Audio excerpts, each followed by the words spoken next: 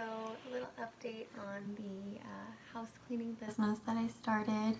It's been quite a busy month. It's been about 4 weeks since I cleaned my very first home.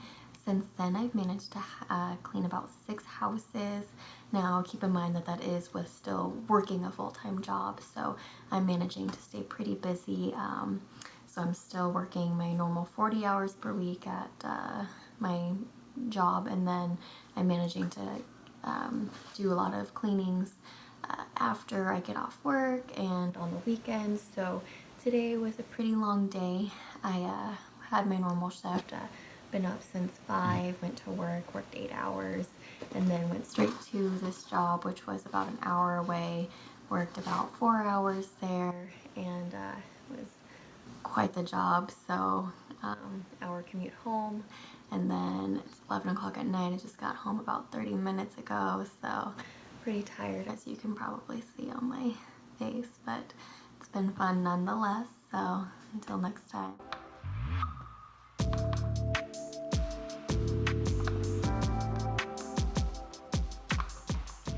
And we're back with another update from Stacey with some exciting news. She has made her first $1,500 from her cleaning business. Woo!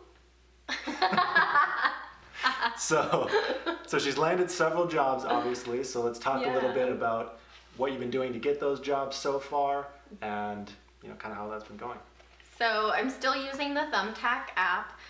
It's working out pretty well at this point. I currently have, I would say, three or four reoccurring, actually 4 reoccurring jobs from the Thumbtack app. So I still have my budget set at $30, and one week I actually upped it to $60, and to send a few estimates to a couple of clients that were in my area and I really wanted the jobs, and then they didn't pan out, but that's okay. So it's working out pretty well, and basically that's how I've gotten all my clients at this point. So 4 reoccurring, but how many in total have you done? I have now cleaned a total of 10 homes. So 10 total 10 jobs. 10 Okay. total jobs. And were the 4 that you had, the reoccurring ones, did they tell you they wanted to be reoccurring right away, or was it after you did a job and then they're like, okay, we want to hire you? It was immediately after the first time we cleaned the house. So the first reoccurring client that we gained, she took a look around her house, basically said, I need you to come back. I really like the job that you guys did, and we got her scheduled right away. So I've now done that for 4 people total, and before I leave their homes, they're just so impressed that they immediately schedule their next appointment. So it's been about, I would say that they are looking bi-weekly, so that's typically what people are wanting, so every other week. But we did have a picky client that didn't end up panning out, so don't want to make it sound like it's 100% success rate. Yeah. Because it's not always the case. So what happened there? So she said that we did a great job, but that it was just out of her price range, and that they found someone who would do the job cheaper. So it's gonna happen, and it's okay. Yeah, so that's something that's bound to happen, especially in this industry, when there's so many small companies who are gonna always be willing to underbid someone else because, I don't know, they hire illegal employees, they're paying them under the table, they're doing other things to cut corners and be able to afford charging way less. But we don't even want to consider those customers who want that level of service as potential customers. Yes, they want cleaners, but it's almost like we're offering a whole different service than what those other companies are offering, because we just don't want a customer who is looking for the $40 an hour 2-person crew for cleaning.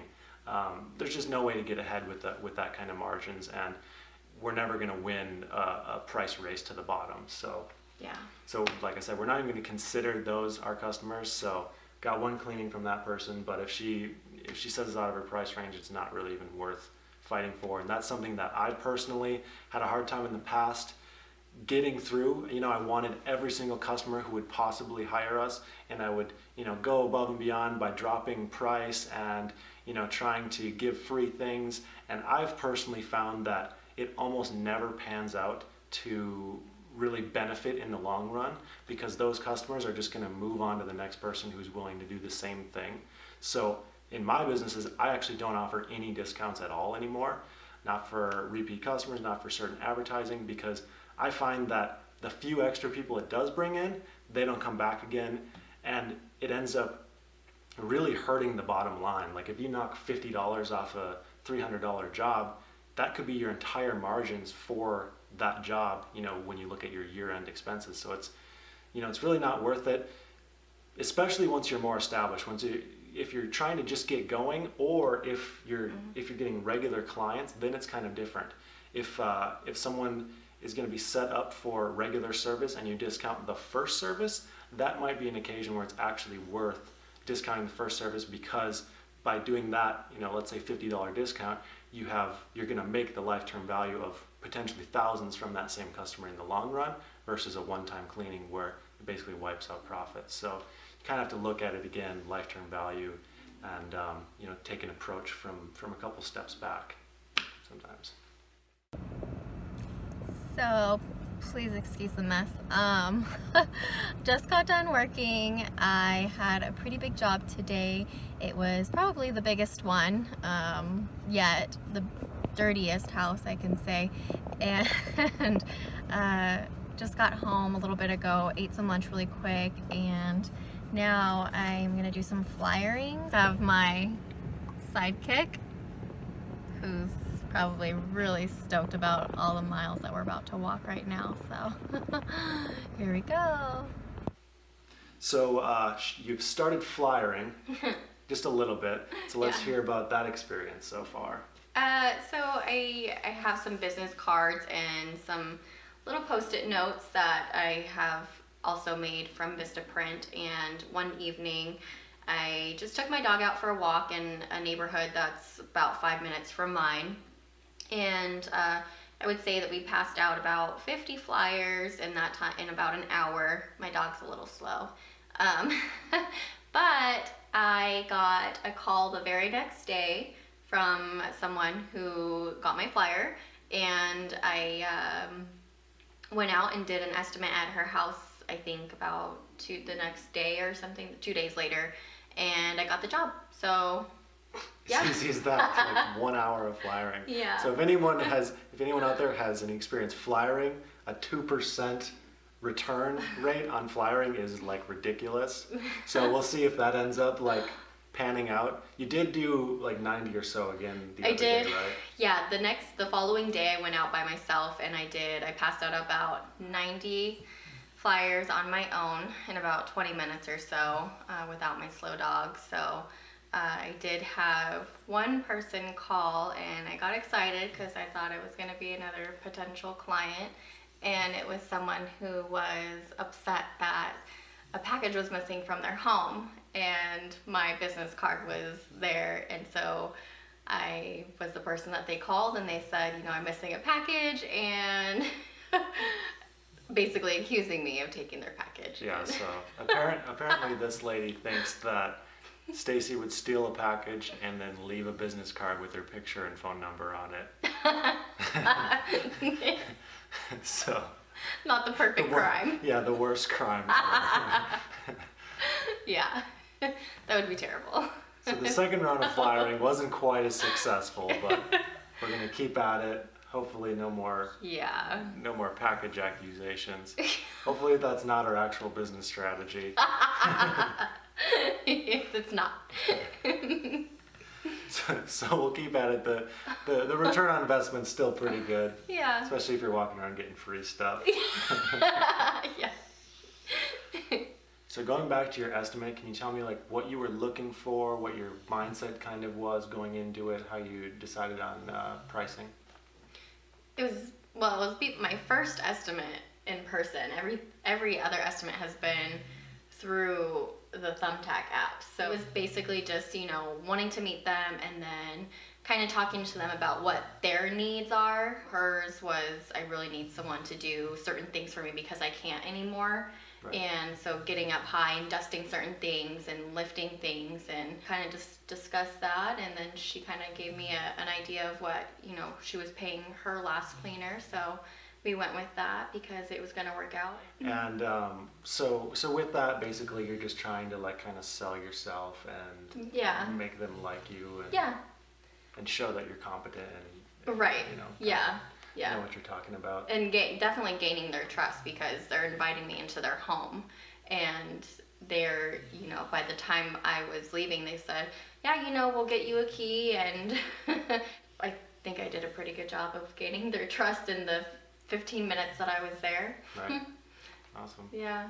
So let's move on to your schedule right now. Yeah. Because right now you're working a full-time job and then doing this after work or on the weekends or basically any free time. So Yeah. and that's what a lot of people are dealing with whenever they're starting a business. So I kind of want to hear how you're dealing with that, kind of where your head's at with that. It's definitely the biggest struggle that I've encountered during any of this. So I'm still working 40-hour work week with my normal job, and then of course taking some PTO here and there as needed whenever clients need, like early mornings, or if it's going to be a job that would be a lot longer. So basically I'm working my typical 8-hour day and then sometimes going straight to a job from work and then pulling like 15-hour days all together with the traveling and stuff. So working weekends, and like this week I haven't had a single day off, but it's been rewarding. So, and I'm still, relying heavily on caffeine, I guess. Do you feel like you need a day off, or are you just like dying? I might need a day off, but I'm okay. Yeah. I think we can all do more than what we think we can definitely can. Yeah, definitely. So, what's your game plan there? Like, how long do you think you're going to be able to keep your job while you're doing this? That's a little difficult to kind of say right now. I've got a handful of reoccurring clients at this point, and I would say I probably would need a few more just to kind of have that security and knowing that I have these clients and that I will be making this X amount of dollars, and I can afford my bills. And Right. So do you think it's important to keep the job as long as possible to have that extra income, or is it more important to transition over so you have more time to spend on the business as soon as possible? that's where it's getting tough because, yeah, I still do need the other job, but at the same time, when I'm at my other job working, I'm like, oh, well, I could, all these, this 8-hour shift could be spent out on the streets flyering all day or talking to people, about my business. That's the scary leap, I guess. Yeah, for exactly. most people, but Yeah. people listening to this will like to hear that, how you're dealing with it, because if they start something eventually, the Yeah. hope is that they're no longer going to have to do their job. Yes. When should they do it? I think some people quit their job too early, some people quit their job too late. So Yeah. there's kind of a fine point there where it's almost like once the concept is proven and you're not going to starve, then it's like Yeah. you should plow all your energy into it. Yeah, right. Because Yeah. then ideally your return on time is going to make you a lot more Yeah. than what but also on the other end, if the only way you're making money is by motivating yourself to go out and work, some people struggle with that as well. Yeah. It's a lot easier to go to work because you're told to go to work Yeah. than to tell yourself, okay, I have to get up early, and instead of working that 8-hour shift for someone else, I got to work that 8-hour shift for myself. But then maybe that 8-hour shift turns into a 3-hour shift, and you're really not, Yeah. benefiting. So it does take a lot of mental discipline on that end as Yes. well. Discipline. There we go. Yeah.